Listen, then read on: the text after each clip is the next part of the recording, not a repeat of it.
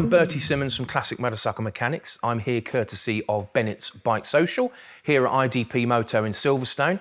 When you think of modern classic motorcycles, especially from Japan, you might think of Honda CB750, Kawasaki Z1 from the early 70s. You may think of the Yamaha range of XS 4-strokes or triples. You might think of Suzuki's GS and GSX range. But of course, two-strokes are a massive part of the modern Japanese classic scene.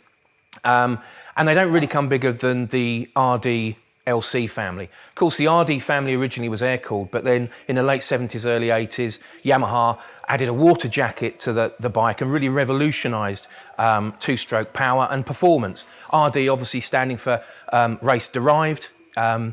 So in May 1980, the 250 first came to the UK, badged 4L1 when you look at the engine and chassis numbers.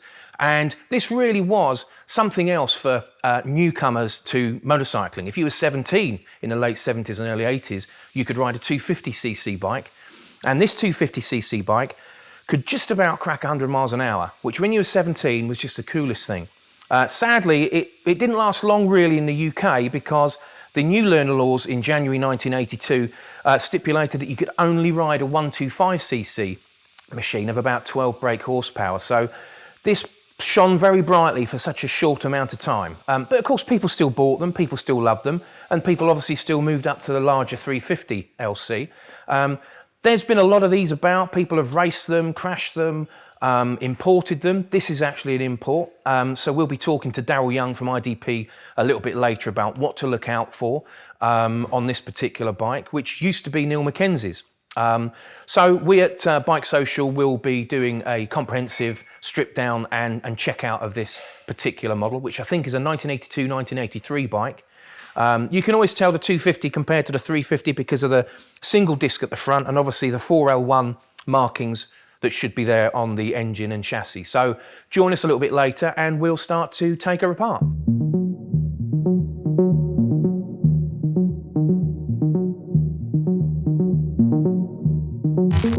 So if you'd like to be in with a chance of winning this soon-to-be sorted RD250LC, you need to go to bikesocial.co.uk/join. Best of luck.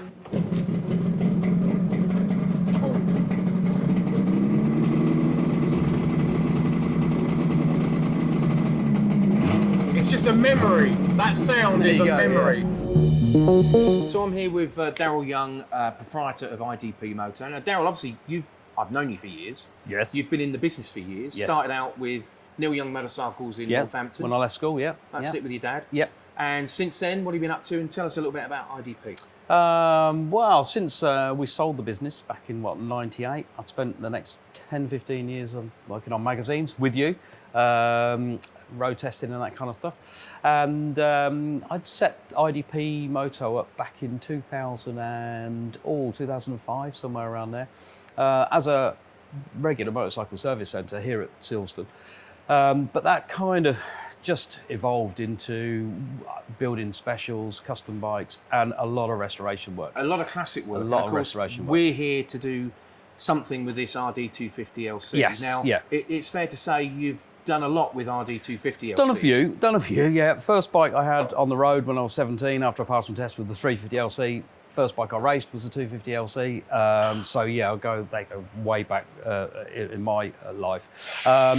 We, in 2015, after a chat with Chris Herring, we purchased 30 250LCs for the Pro-Am Revival races. So we had to strip those down and rebuild those in about 8 weeks flat. So you know the internals of this bike? Yeah, pretty familiar. Yeah, pretty familiar with how they tick. Yeah.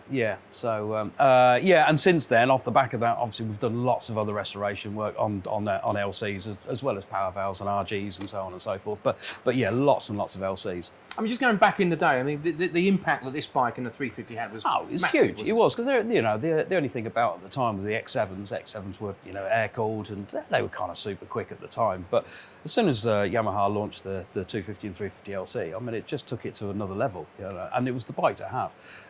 Especially, you could ride a 250 on L plates as well. It's just, it was incredible. Back in the 90s, you could pick up a basket case, one of these, for the price of a modest meal in a restaurant. Yeah, yeah. What are you talking about for just a? Well, I mean, when we were racing them, they were even our race bikes were changing hands at like 200 quid, 300 quid, and you'd race them for a season and sell it at the end of the season for a couple of £100 again, and that was kind of the value of them. Period.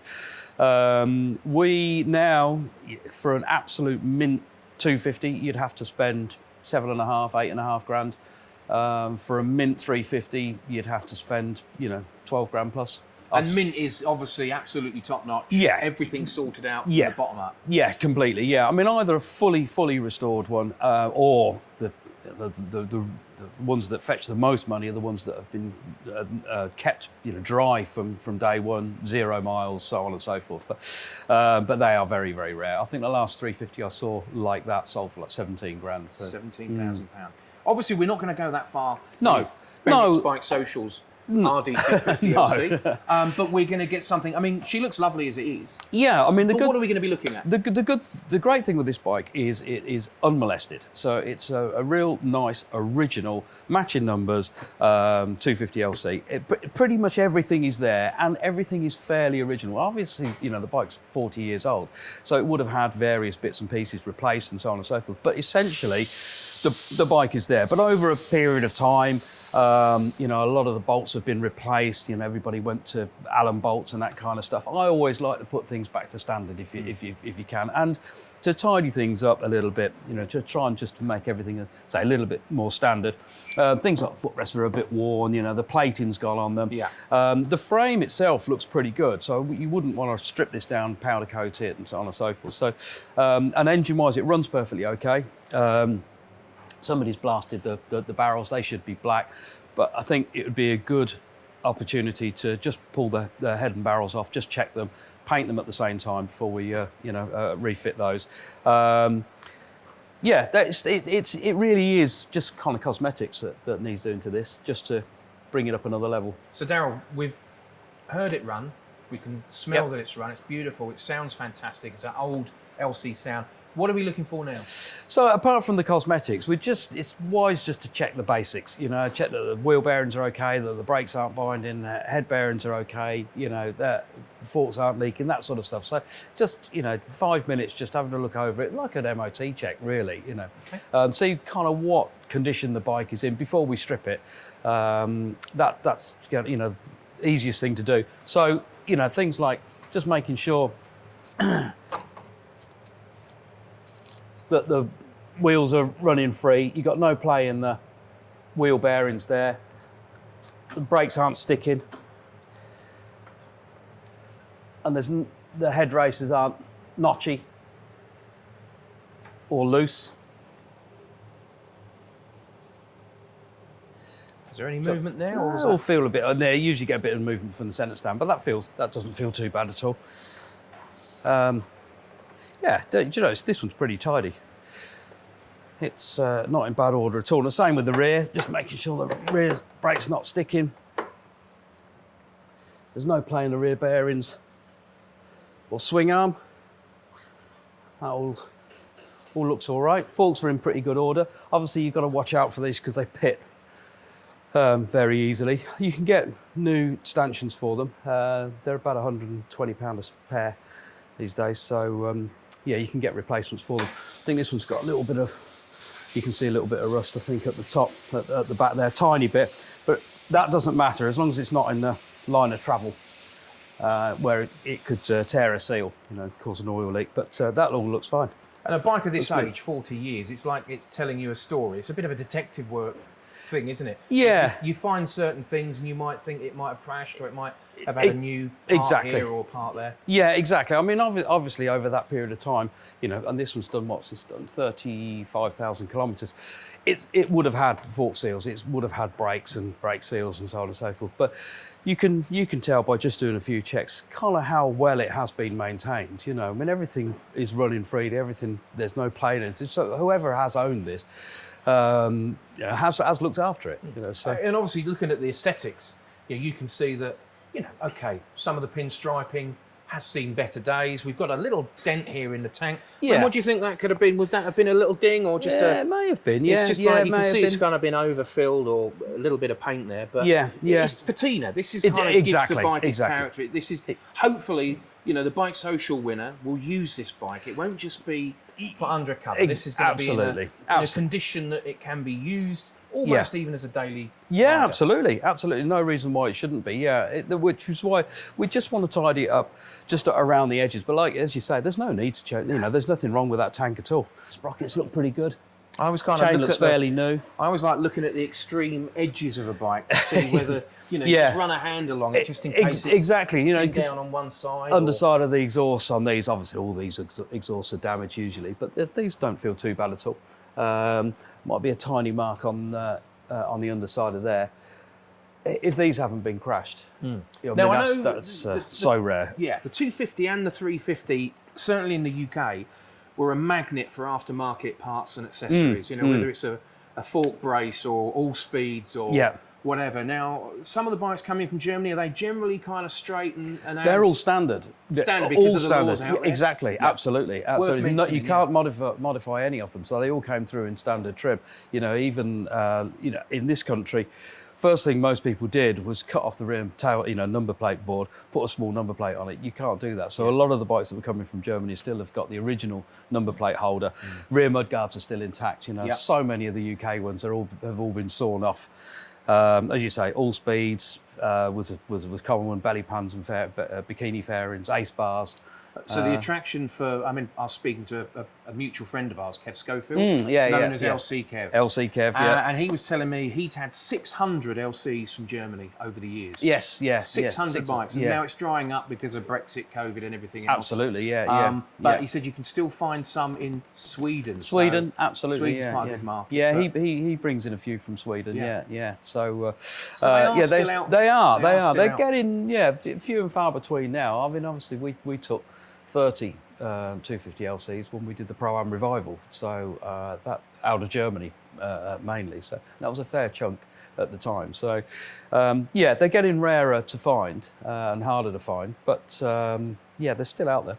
But it's good to see that even just a general quick 5-minute check over tells you a lot about the bike. Yeah, no, absolutely. This one's been well looked after. This is a nice, good, straight, original bike. So it looks like it's been pretty well looked after. And whoever has had it, as you know, even if they have crashed it or damaged it or whatever, they've replaced whatever parts with original parts as well. You know, so and apart from the usual, all the casing screws, which is usually because people don't own. That's a common thing. It's a common thing because people don't own the correct screwdriver to do the job, basically. So they use a screwdriver that isn't for those particular original case screws, chew the heads up, and then end up replacing them all with Allen bolts.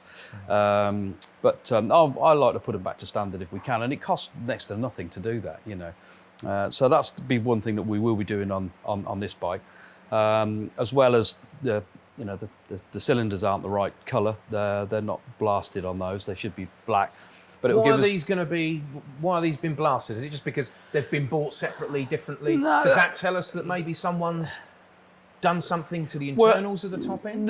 With that mileage, then it will undoubtedly it will have had piston or rings at some point. You know, and barrels. But possibly somebody just liked the fact that different. Yeah. But of course, you'll find out when we'll the detective work continues when you start looking at the exactly. We'll pull the barrels off, check the size to see what oversize they're on at the moment, and see why they've been painted. To say it might have been somebody. Yeah.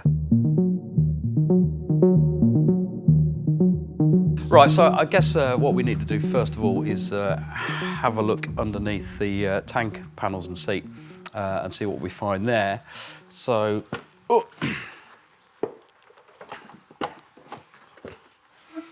It's quite common for these to be missing or broken. That's all looks to be in pretty good order.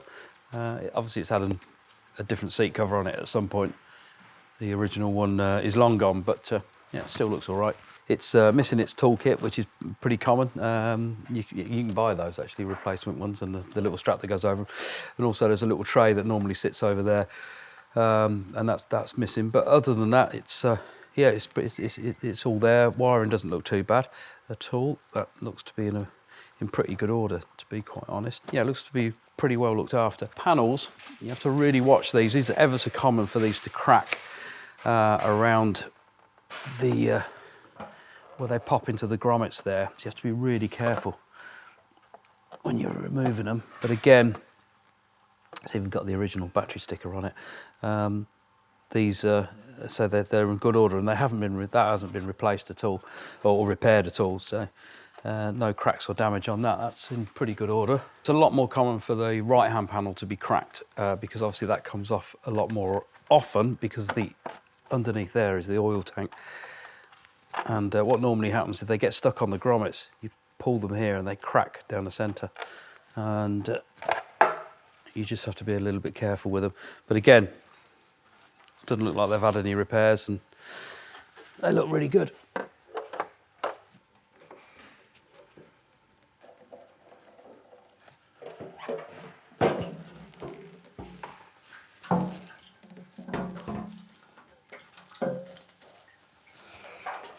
So the original fuel taps tend to seize up quite a bit.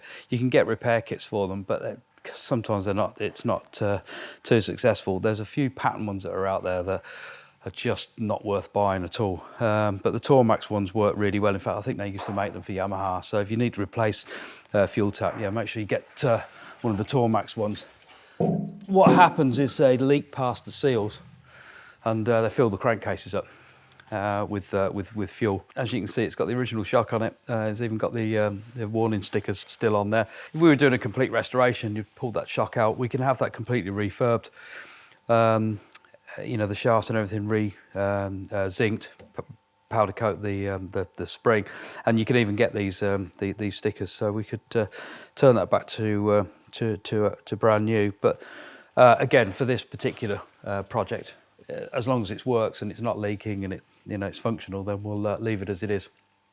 So 5 minutes later, and we've got the bodywork and the tank off. I mean, is it as you expected to see? Yeah, it is, to be honest. And the more you look at it, the more you can see that whoever has, or however many owners this bike's had, have really looked after it. It's a couple of bits, as I was saying earlier, that it's missing. It's missing a little tray here and a toolkit, but it's 40 years old, so it's bound to. But it's running the original shock. The airbox hasn't been modified. You see lots of these with loads of holes drilled in them. The British bikes were mullered. But everything is where it should be, and everything it looks in pretty good order. It's not too bad. You can see, like this casing, for instance, been painted at some time.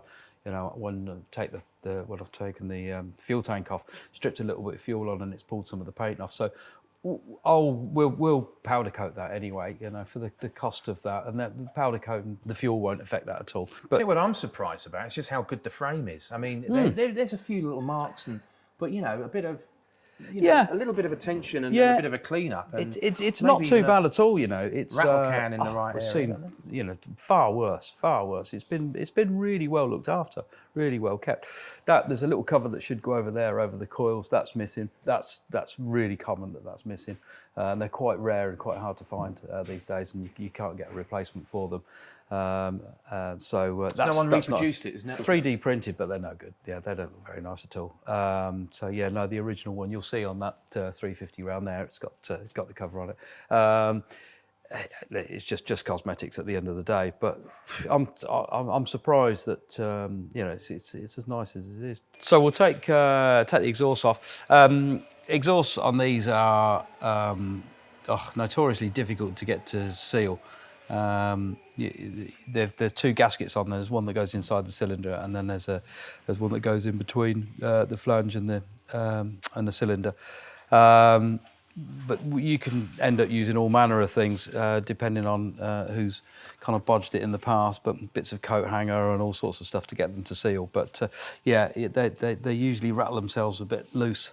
So this one again it looks like it's been sealed quite well. So.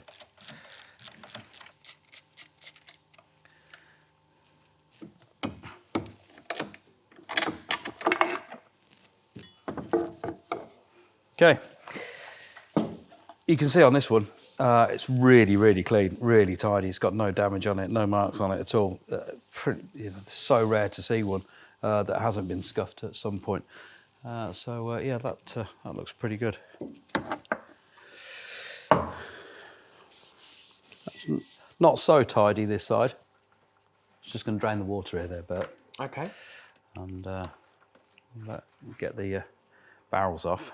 I mean, these radiator shrouds, I mean, are they one of the sort of unobtainium parts? No, or? you can still buy those. Right. Brand new from Yamaha. From Yamaha? Yeah, about £70, yeah. That's not bad. Yeah, no, it's not, is it? And because obviously, there's so many of them damaged, broken, what have you. Yeah, we've got quite a few that are sitting up there on the shelf. Yeah, because they get battered after a time, obviously, and it really finishes them off, It's what draws the eye, isn't it? Tell me about unobtainium parts, certain parts. You were saying earlier, as you can see, with the sort of bottom of the clocks here on the left-hand side are chamfered away as if it's fallen over or hit a wall. Or... You can get, and that was obviously really common. If you crashed these, that's why they used to fit the ace bars to them with a little protector over the top of the clocks. So easy. You see so many of these with scuffed clocks. And also with all the lettering, faded and disappeared on the panel there. You can get these. They're bagged. They're Yamaha genuine parts. But they're not the ones that came through to Europe, so they've got Japanese writing at the bottom, so they are slightly different. The original kind of European, UK ones, you can't get those anymore. And the same like with the clocks, miles per hour clocks, it's really, really, really hard to find, and you have to pay a premium for them because there've been so many. I mean, Kev's brought 600 odd bikes in, and everybody's tried to convert those to miles per hour. Clocks. So obviously when everybody was racing them, you pull all the clocks off anyway, and you didn't have them, so they were sitting on shelves. But that stock obviously has been slowly depleted over the years. Trying to find miles per hour clocks is really difficult. The engine case bolts and what have you, as I say, a lot of the parts on this bike, the LCs were drab olive green. That's But to produce drab olive green, it uses cyanide. The process does, so you can't do it anymore. It's an illegal process now. So but you can order the same case screws from Yamaha, exactly the same, but they're in black now. So you can always, again, tell the purists will say the purists will want the olive sort of green. Exactly, and they are again very hard to come by. Because everything on them, the bottom yokes and so on, it was all drab olive green on these, which makes them, if you can get it done or get somewhere close to it, makes them very easy to restore. Compared to say like an RD250C or a D or something, because the chrome plating on those alone, means that it makes them so expensive to restore. That was a bit of an anticlimax, wasn't it? Well, I don't know. It's coming out, and that's what we want. Nice and clean. It is Looks pretty fresh.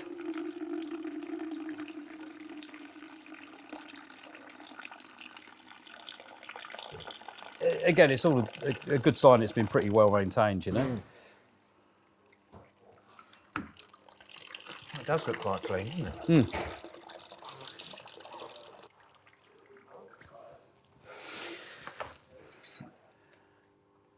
Okay.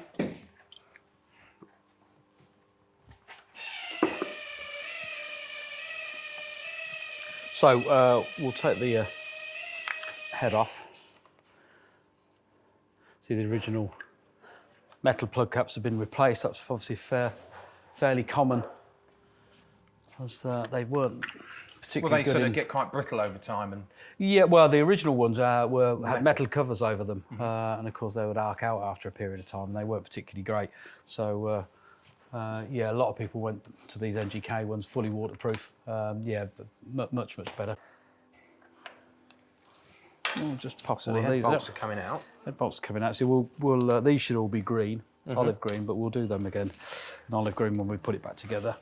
Anyway, and you say the process can be a little bit nasty to get the olive green, but is there like a way of doing it now? Yeah, you can get them close. You can get them close. You can't get the exact original finish that Yamaha used to be able to get, but you can get them pretty close. But again, you see these have all been greased. Again, so a good sign. Yeah, absolutely. Yeah. Somebody's put it back together pretty carefully.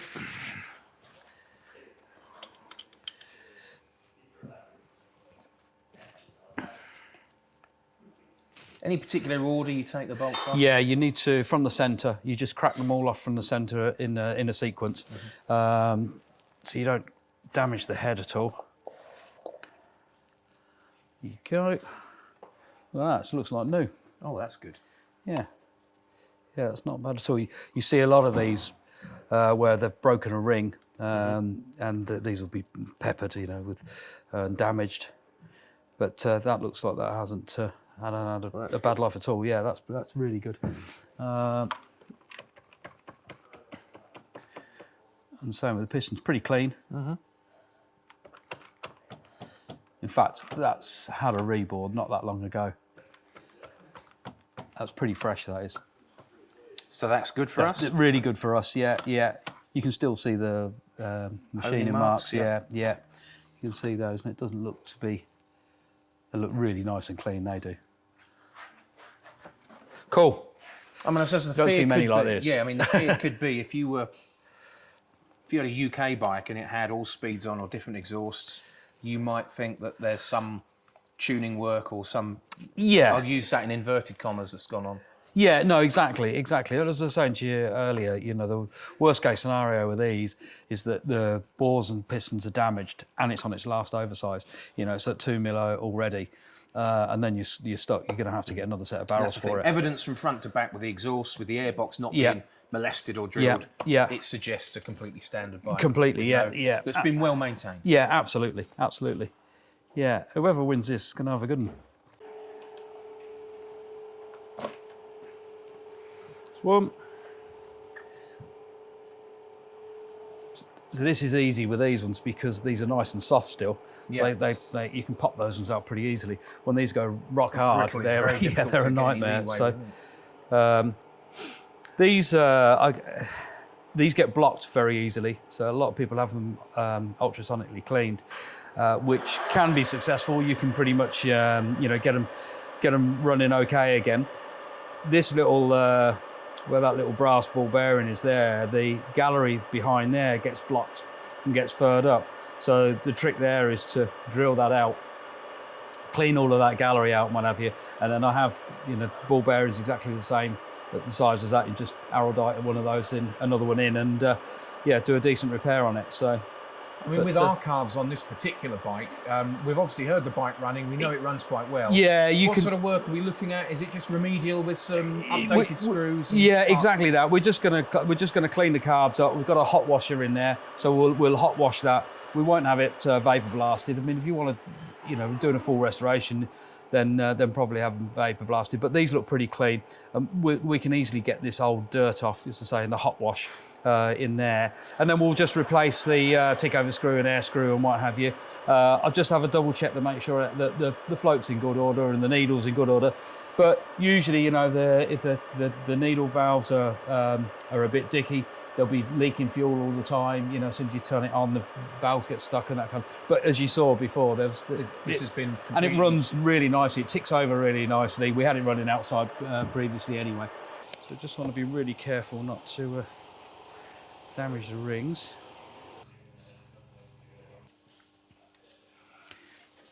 Cool. It looks really fresh. So as you said, it's basically just. I'll get that for you. Yeah. It's basically just been honed and rebored. Yeah, it looks good. So is it dead smooth in there? Yeah. Right. Yeah, I mean, there's a tiny little bit of wear, but it hasn't picked up at all, that looks absolutely fine. That's it. Let's see. Nice and clean. Doesn't appear to be any damage. Again, we'll measure it and just see what size it's on, Detective work. I mean, how recent do you think this is? Not that long ago, to be quite honest. You know, as I say, you can still see the machining marks from the last time it's rebored. So yeah, not that long ago, a few thousand miles at the most, I would say. I mean, we should check it with a proper bore gauge, but just to give us an idea, that is 54.5, which is second oversize, basically. So, which is good. That's fine. You know, 0.5 over. You can go up to 2 mil on these.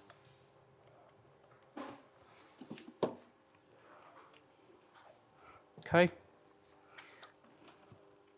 Again, piston looks pretty good. Yeah. Yeah. Absolutely. Yeah, that looks okay. That does.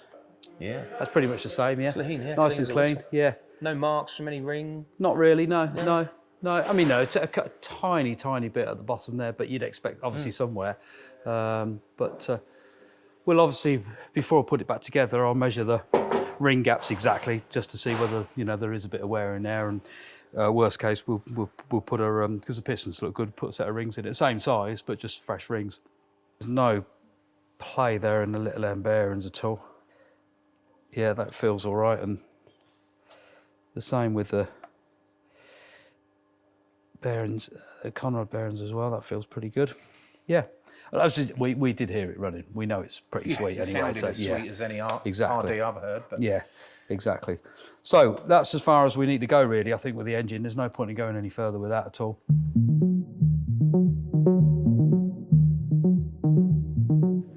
Well, obviously a big part of any bike is stopping it rather than making it go. Daryl, you've picked up an issue already. Yeah, a couple of little points. I mean, the wheel was running pretty free, as you saw, even after you applied the brakes. But you can see the pistons in pretty poor condition, and it's not returning properly. So we need to overhaul that caliper, and while we're at it, we might as well powder coat it as well. So we'll do a complete, basically, strip and rebuild on that. Probably end up with a new piston, new seals. I mean, the pads have got plenty of meat left on them and what have you. But the pads are going to be cheap, surely. Yeah, of course they are. Yeah, they are. And so you can buy piston rebuild, caliper rebuild kits? You can, yeah. They're pretty good. Even the Pat ones, are pretty good. So, we've got plenty. You can see that they've been... there's a bit of scoring. There's a bit of corrosion. Somebody's obviously tried to get those out with a pair of pliers at some point. Obviously, it's lost all of its paint anyway. So that's a fairly simple thing to do. This has had, I know because Neil put these on, that he got from us anyway. We have these refurbed, the original lines, because obviously so many people change these for braided lines, for Goodrich lines. It's nice if you're going to do any restoration or just get it back to standards to put the original lines back on, the rubber hoses. So we have these, the ends blasted and then yellow zinc plated. And we'll take the stainless banjo bolt out and replace it with an original one as well when we go to putting it back together. We've also noticed that at some point in its life, somebody's managed to snap the mounting lug off for this hose clip, and they've replaced it with a split pin, as you can see. So that's going to need either a repair or another leg in it. Really? Yeah. A little bit of work to do on the brakes then, in that case. But well worth the effort there, wouldn't it? Yeah. I mean, again, nothing too expensive, really. We're not... you could get away with that if you wanted to, but I think, it's only right that we should do it. Daryl, you said earlier about the look of the LC. It's obviously... It's predominantly black, isn't it? And yeah. Obviously the barrels are sort of natural metal. Some of the things here could do with a bit of a spruce up when it comes to just the general aesthetics. Yeah. I mean, obviously something we noticed here, the clocks, we mentioned that there's probably been down there, but is there any other sort of bits and pieces that you think just to kind of... I mean, when it was whole, it looked really good, but what do you think the little details that we can do It's so improve? Easy. Like you say, when you look at the bike complete and you've 2 paces back, it looks great, but when you start pulling it apart, obviously then you can start picking up on some of the bits that aren't quite right, that need replacing. As you've picked up here, it's obviously had a tumble at some time, at some point, so the clock cases could do with being replaced. It's missing the trip reset knob in there, which we can replace. This bracket here should be in drab olive green. That's pretty rusty. Yeah. And that's kind of what you see as soon as you're sitting on the bike. And I always think all the clocks and the handlebars and the switches and whatever, they should look new all the time, because it's the first thing you see when you sit on the bike. So yeah, this wants to come out and be replated, and we've got to do something with the clocks anyway. Things like the indicator bolts, they're all odd. They should be drab olive green, and this one's got an Allen bolt in that side, and I think it's got an original one in that side. So we'll replace those. The indicators themselves look pretty good, and they are original. So we can get pattern ones of those, but if they're original and they're in good order, you might as well keep them. Headlight shell, what about that? Headlight shell, that's not an original headlight for that, Okay. and that's got a yellow pilot bulb in it as well, so that will want changing because we don't have yellow pilot bulbs in in the UK, but that's not an original one. But it looks okay, and it's not a bad pattern copy, basically. But the headlight brackets, these are obviously, you can see they're a bit rusty and they're a bit tatty. While we're having a couple of bits powder coated, like the engine cases covers them, we might as well have those done at the same time. Yeah, and we've got to pull the forks out to do this repair here, and I'm going to have to match this one up. It's got a little bit of a bit of pitting on the rear of this fork tube, so we might have to replace that tube as well. But obviously, we talked about the seminal look of this bike. I mean, the engine covers. What about the kind of footrest holders? What do you think? Yeah, I mean, these a lot of people polish these to almost to a chrome finish, which was never the case. They were the same as the bottom of the fork. So legs. that's pretty much as they were. Pretty much, yeah. So that doesn't need a lot doing to it, but the bolts are wrong. And the plating, the finish has gone on those, so we can have these replated. The footrest, that's pretty badly worn anyway, so again we can replace the footrest, which we were going to do, and the same with the rears. All the plating's gone, so we'll just tidy that area up. This is available as a pattern part. It's cheaper to just replace it than to try and get the tie rod replated or whatever. These aren't the right bolts for the rad cover, but again, we can replace those. Yeah, so rear indicator bolts, they're the same as the fronts. They need changing. Kickstart, that we'll replate, and we'll just tidy that up a little bit. We'll have this repowder coated anyway, because that's been wearing on. That's been put in the wrong position at some time, and that's been wearing that cover over.